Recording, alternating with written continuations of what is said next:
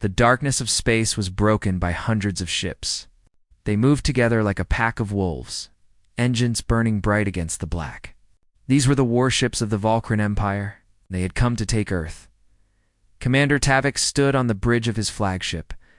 He was tall and covered in dark scales that reflected the light from the control panels.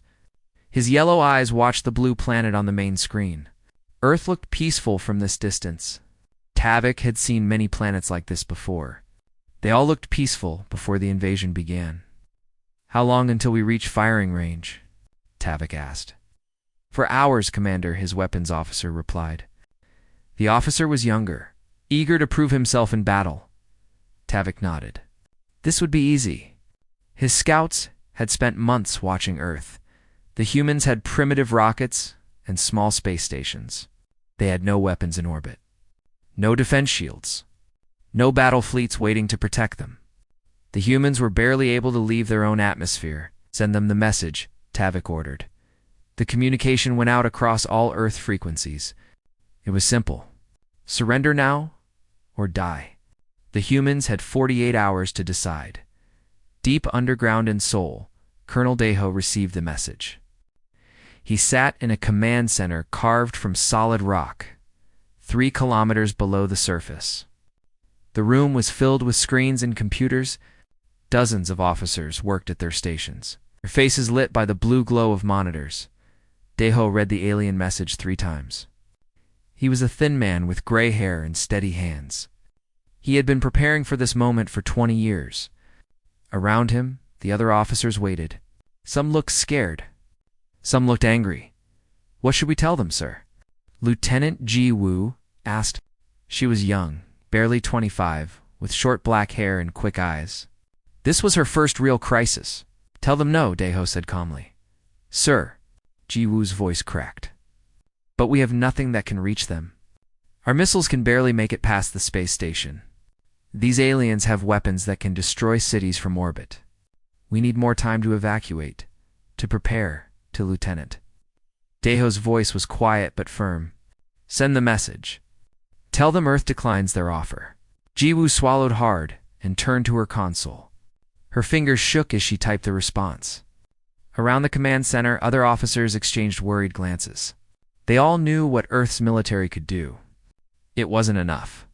Not against a fleet like this, but Daeho knew something they didn't. Something almost no one on Earth knew. The moon was not what it seemed, high above Earth. On the gray surface of the moon, something was waking up.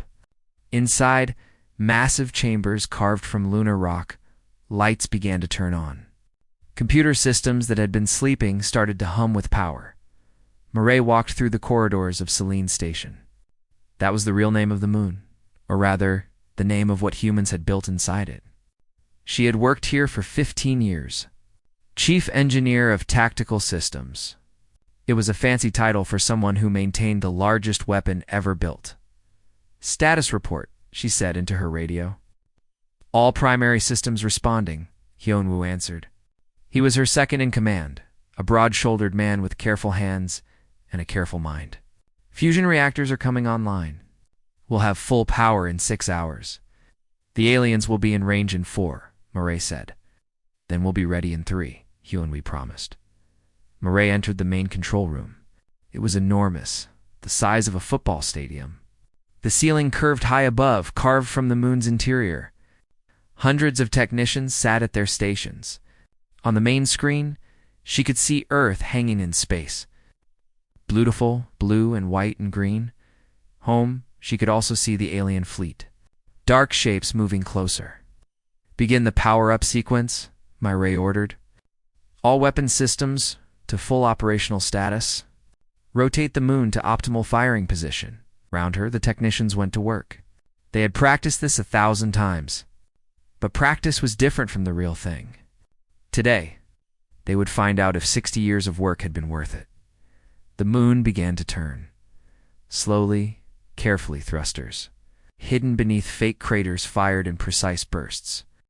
On Earth, scientists had always wondered why the moon's rotation was so stable. They didn't know it was being controlled. Commander Tavik saw Earth's response. A simple message. No. He laughed. actually laughed. The other officers on the bridge joined in. These humans were brave, he would give them that. Stupid, but brave. They're scrambling their space forces, the tactical officer reported. 12 spacecraft. Chemical rockets. Primitive weapons. They're forming a defensive line. Tavik stopped laughing. This was just sad. How long until the deadline expires? 30 minutes, Commander. Then we wait. Let them see how hopeless this is. Maybe they'll change their minds. But Tavik was wrong about many things. He was wrong about Earth's defenses. He was wrong about human stupidity. And he was wrong about the moon. On the lunar surface, weapon ports began to open. They had been disguised for decades. Some looked like natural craters. Others like rock formations or ancient lava tubes. Now they revealed what they really were. Barrels. Hundreds of them. Each one capable of destroying a warship. Inside Selene Station, Murray watched her screens. All systems green. Railguns charged. Particle beams ready. Gravity nets on standby. Colonel Deho had transferred his command to the moon. He stood beside Murray now, looking at the same tactical displays. The alien fleet was close. Very close. They're charging weapons, Jiwoo reported from her station. She had come to the moon too. All the best officers had. Target locks on 5 major cities. New York, London, Tokyo, Mumbai, Sao Paulo. Let them lock on, Deho said. His voice was cold now. All the warmth gone. This was the soldier speaking, not the man. Wait for my command. The seconds ticked by. Tavik's fleet finished their targeting. Their plasma cannons glowed with deadly energy. Enough power to turn cities into ash? To kill millions in seconds, Fire Tavik ordered. The plasma bolts launched. They streaked toward Earth, burning trails through space. 5 bolts. 5 cities. 5 million dead. Aldeo said quietly. Murray pressed the button she had waited 15 years to press. All weapons. Fire. The moon exploded with light. Not from being hit, but from firing. Hundreds of railguns released their ammunition. Tungsten rods weighing 10 tons each accelerated to speeds that turned them into relativistic projectiles. They moved so fast, they seemed to bend space around them. The plasma bolts never reached Earth. The tungsten rods intercepted them mid-flight. The collision released energy equivalent to nuclear weapons. Space between Earth and the moon lit up like 5 new suns. On the Valkyrie flagship, every alarm went off at once. What was that? Tavik shouted. What just happened? His tactical officer stared at his screens in disbelief. Commander, the moon is firing at us. The tungsten rods had been just the beginning. Now the real weapons came online. Particle beam arrays hidden across the lunar surface locked onto the Valkyrie fleet. They fired in perfect synchronization. Invisible beams that moved at the speed of light. 3 Valkyrie destroyers simply came apart. The beams cut through their hulls like hot knives through butter. Metal vaporized. Interior compartments exposed to vacuum. Crews died before they could understand what was happening. The ships broke into pieces, tumbling slowly through space. Commander Tavik screamed, "Return fire. Target that satellite." The Valkyrie weapons turned toward the moon. Plasma cannons charged again. Missile tubes opened. Every ship in the fleet began firing at once. Hundreds of weapons releasing death. Inside Selene Station, alarms sounded. Incoming fire, Hyunwoo announced calmly. 467 projectiles. Multiple types. Impact in 40 seconds. My ray was already moving. Her fingers flew across her console. Activating point defense systems. All sectors engage. Cross the lunar surface. Smaller weapons came to life. These were different from the main guns. Faster. More precise. Designed for exactly this situation. Laser turrets tracked the incoming fire. Railgun clusters rotated into position. The Valkyrie missiles and plasma bolts closed in. 30 seconds to impact, 2010. The point defense systems opened fire. Lasers flashed in rapid bursts. Small railgun projectiles created a wall of metal between the moon and the incoming weapons. The Valkyrie fire ran into this wall and died. Explosions rippled across space near the moon's surface. But none of the weapons got through. Not one. All incoming fire neutralized, Hyunwoo reported. 0 damage to the station. Tavik couldn't believe what he was seeing. His fleet had just thrown everything they had at one target, and missed. Not missed because of bad aim, missed because the enemy had stopped everything. How is this possible? He demanded. Our intelligence said they were primitive. No orbital weapons. No defense grid. Nothing. His science officer worked frantically at his station. Sweat dripped from his face. Commander, I'm reading energy signatures that shouldn't exist.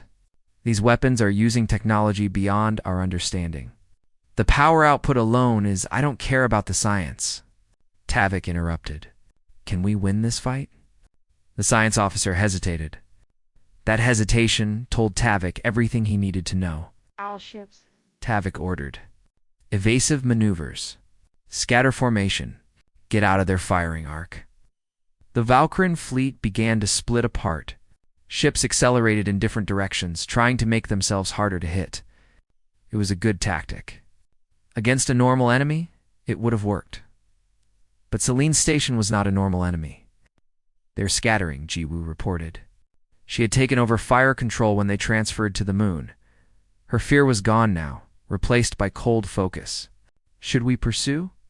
Don't let them escape, Daeho ordered. Mireille, rotate us. Keep them in the kill zone. Already on it, Mireille said.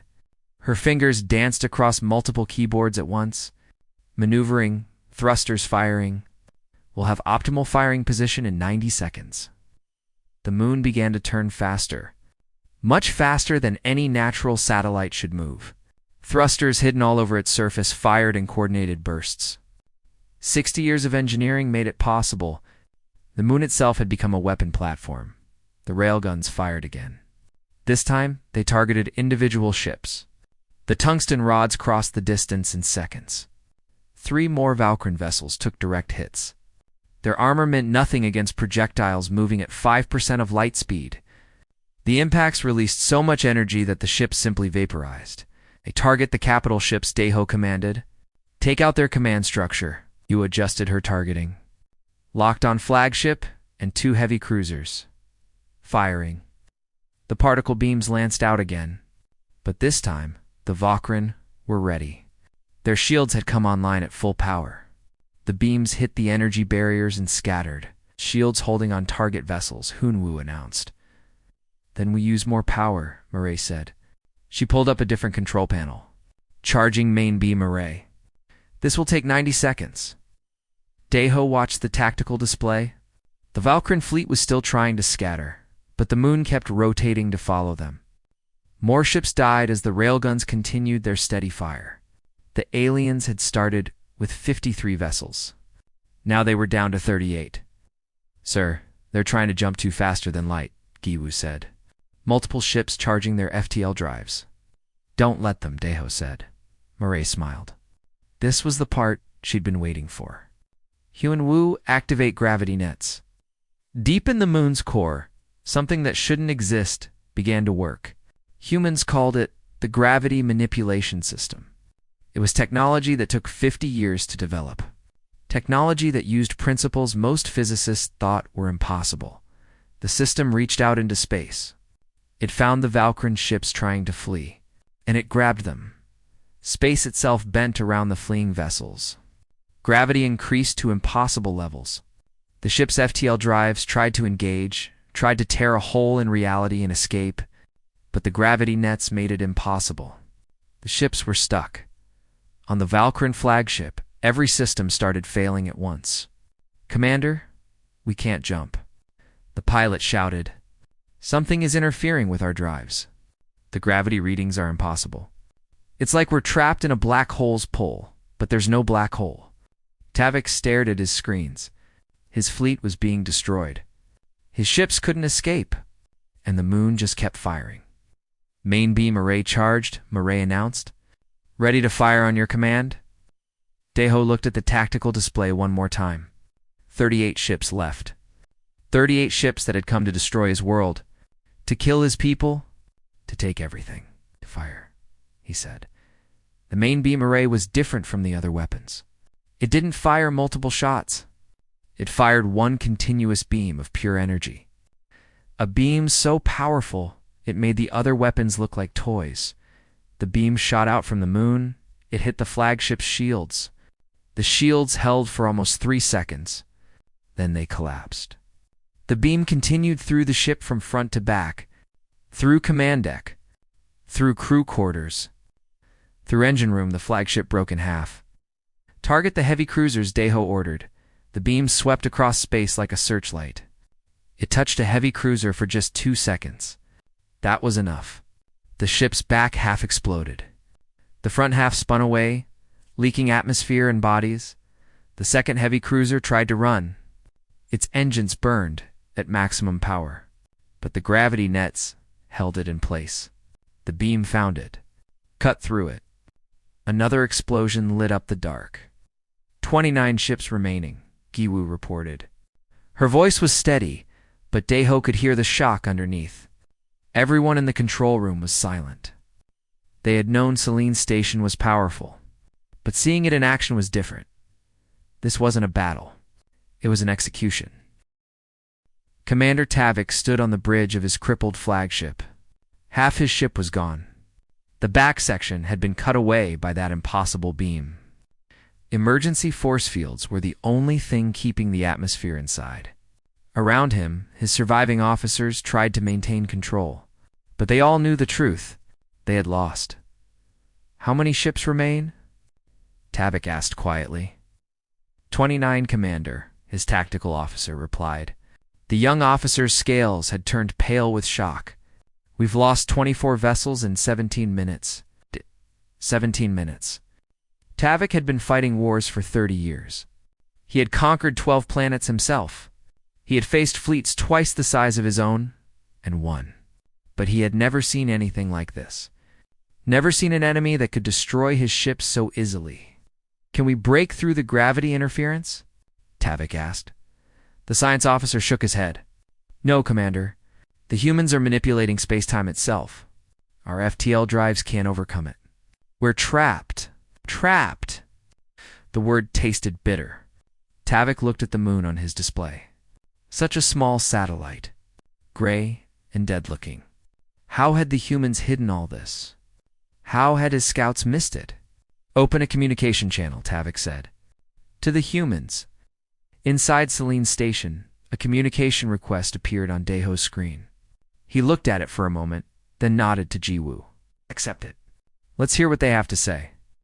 The screen changed. Commander Tavik's face appeared. He looked proud, even in defeat. Deho could respect that.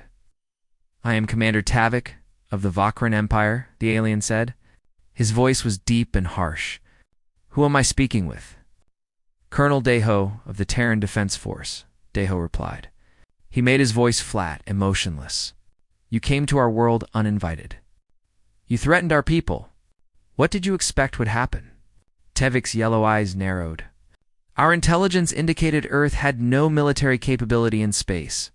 No weapons. No defenses. How did we miss this? Because we wanted you to miss it, Deho said simply. We've known about hostile civilizations for 60 years. We've been preparing for 60 years. This station was built for one purpose. To make sure Earth is never defenseless again. On the Valkyran flagship, the science officer was recording everything. The tactical data, the weapon signatures, the technology readings. Even if they died here, this information needed to get back to the Empire somehow.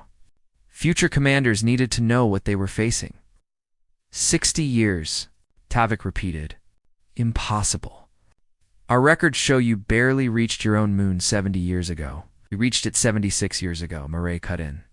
She had joined the conversation. The first crew started construction 71 years ago. Small at first, just a few tunnels, but we kept building.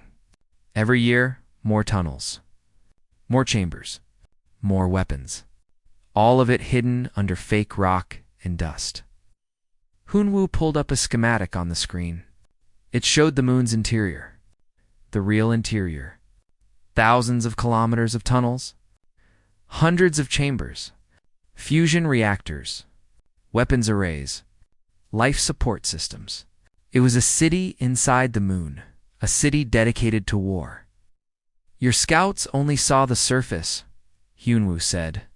They saw dust and craters and nothing else. They never looked deeper. No one ever looks deeper. Tavik studied the schematic. His military mind was already analyzing it, already understanding what it meant. How many people are inside there? 12,000, Deho said. Scientists, engineers, soldiers, all volunteers. All dedicated to protecting Earth and the weapons. Tavik asked. Your railguns use technology we've only theorized about. Your particle beams are more powerful than anything we've seen. And that gravity system. That shouldn't be possible. Shouldn't be, Myray agreed. But we made it possible.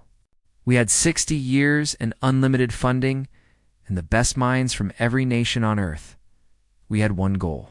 Build something that could stop any threat.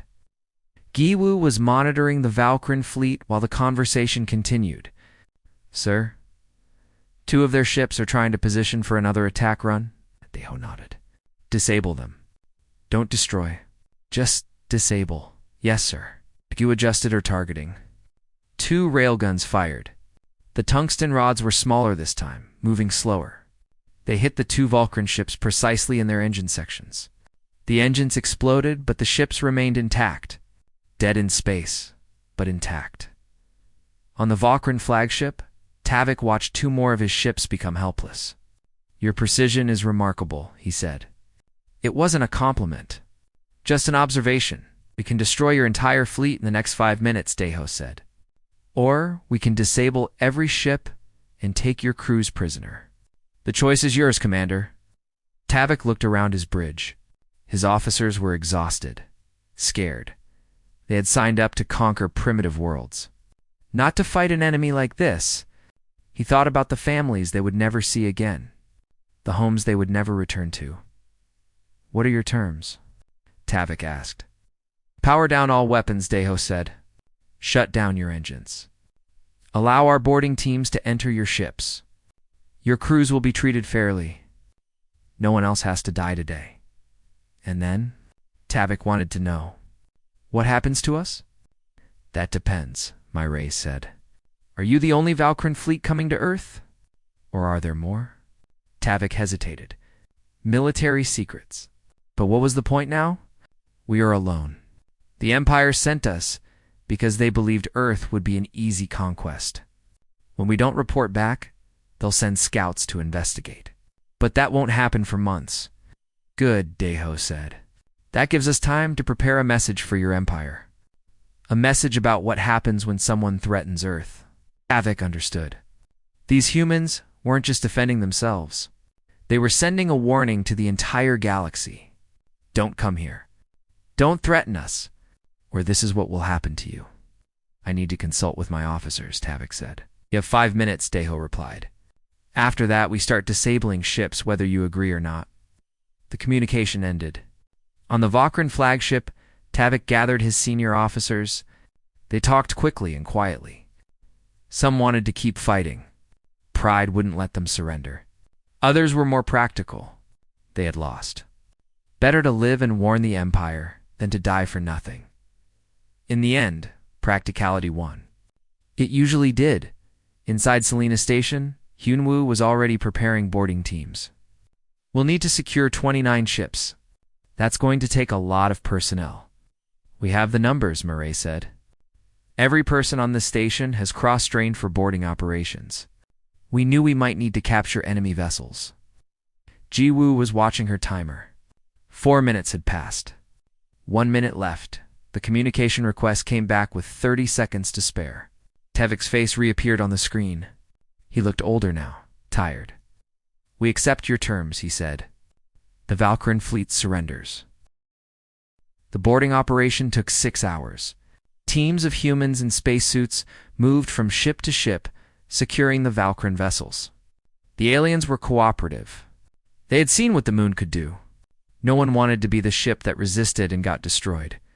Mara watched the operation from the control room. Each ship was being systematically cleared. Weapons disabled. Engines shut down. Crews gathered in designated areas. It was going smoothly. "How are our people doing?" she asked Hyunwoo. "Good," he replied. "No resistance. The Valkyrin are scared. That makes them careful." "Scared is good," Murray said. "Scared means they're thinking about survival instead of revenge." On one of the Valkyrin cruisers, a human boarding team was cataloging the ship's technology. The team leader was a scientist named Sun-hee. She had spent 20 years studying theoretical alien technology. Now she was seeing it in person. "This is incredible," Sun-hee said, examining a Valkyrin computer core. "Their systems are advanced, but not as advanced as I expected. In some ways, we're ahead of them." Her assistant, a young engineer named Junho, was scanning the engine room. "Their FTL drives use a different principle than we theorized. This could help our research significantly." "Document everything," Sun-hee ordered. "Every system. Every component. This is valuable intelligence." Back on Earth, governments were scrambling to understand what had happened. The battle had lasted less than 30 minutes, but it changed everything. Humanity was no longer alone. And humanity was no longer defenseless. In Seoul, emergency meetings were being held. In Washington. In Beijing. In Moscow.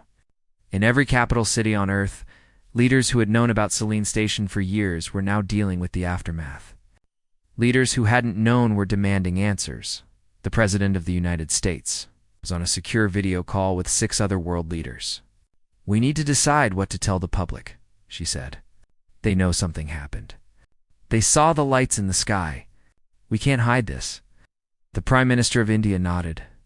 "Agreed, but we also can't cause panic. We need to show strength. Show that Earth is safe." "Earth is safe," the Chinese premier said. "That's the message. The moon protected us. The Terran Defense Force protected us. We won." Inside Selene Station, Daeho was preparing for a different kind of battle, the political kind. He knew world leaders would have questions, would have demands. Some would want to use Selene Station aggressively, to go on the offensive against alien threats. That wasn't what it was built for. "Sir, we're receiving communication requests from 17 different governments," Jiwoo reported. "They all want to speak with you." "Tell them I'll give a briefing in 2 hours," Daeho said. "One briefing. For everyone. I'm not repeating this 17 times." 2 hours later, every major leader on Earth was connected to a secure channel. Daeho stood in front of a camera. Behind him, Mireille and Hyunwoo prepared tactical displays. "Good evening," Daeho began. "I am Colonel Daeho, commanding officer of Selene Station, what you call the moon. I'm going to explain what happened today and what it means for Earth's future." He activated the first display. It showed the Valkyrin fleet approaching Earth. At 0600 hours today, an alien fleet entered our solar system. They sent a message demanding our surrender. We declined. They attacked. We defended ourselves. The display changed, showing the battle, the railgun strikes, the particle beams, the gravity nets. Every world leader watched in silence. Selene Station was built over 60 years, Daeho continued. It began as a small research facility. Over time, it grew. We dug deeper into the moon, built larger chambers, developed new weapons. All of it was classified at the highest level. Only a few dozen people on Earth knew the full scope of what we were building. Why wasn't I informed? The French president demanded, "Why did my government keep this from me?" "Because information leaks," Daeho said simply. "Because we couldn't risk our enemies learning about this." Earth's enemies. And yes, we've known about hostile alien civilizations for 60 years. We've been intercepting their transmissions, tracking their ships, learning their capabilities. He activated another display. This one showed a star map. Red dots marked hostile civilizations. Yellow dots marked neutral ones. Green dots marked potential allies. There were far more red dots than green. "The galaxy is dangerous," Daeho said. "More dangerous than most people realize. The Valkyrian Empire has conquered 47 star systems. They enslave populations, strip planets of resources. They would have done the same to Earth. But you stopped them, the Japanese Prime Minister said. Selene Station stopped them, Daiho corrected. This station. And the 12,000 people who work here, people from every nation on Earth. Scientists, engineers, soldiers, all volunteers, all dedicated to protecting our world. Murray stepped forward. I'm Chief Engineer Murray. I've worked on Selene Station for 15 years. I want to be clear about what this place is. It's not a weapon of conquest. It's not a tool for Earth to dominate other species. It's a shield. Nothing more. Shield that can destroy fleets, the Russian premier pointed out. Yes, Murray agreed. Because that's what it takes to protect Earth.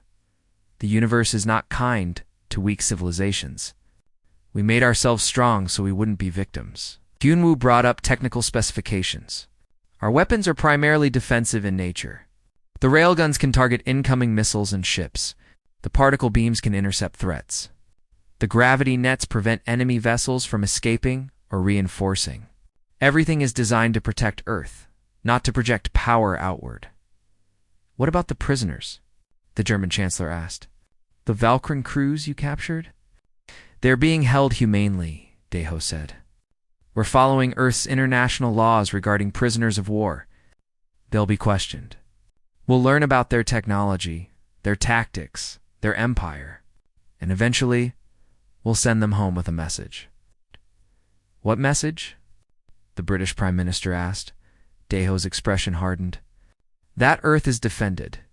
That any civilization that threatens us will face the same fate as this fleet. We're not looking for war, but we're prepared for it. The briefing continued for another hour. Questions and answers. Concerns and reassurances. By the end, most of Earth's leaders understood the situation. Selene Station would remain classified, but the public would be told that Earth had defended itself successfully. The details would stay secret. As the world leaders disconnected, Jiwoo brought Daiho a new report. Sir, we've completed the analysis of the Valkyrian fleet. Their technology is advanced, but we're competitive. In some areas, we're actually ahead of them. Good, Daiho said. That means our research over the past 60 years wasn't wasted. There's more, Giwoo continued. We found communication logs on the Valkyrian flagship.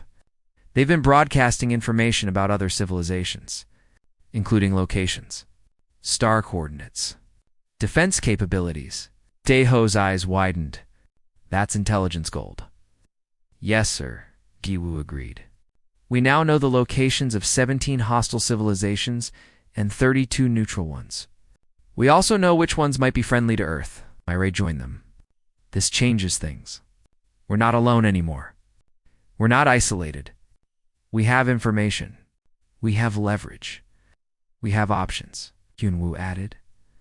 Daiho looked up at the screens showing Earth. Beautiful blue Earth hanging in space. For 60 years, they had worked in secret.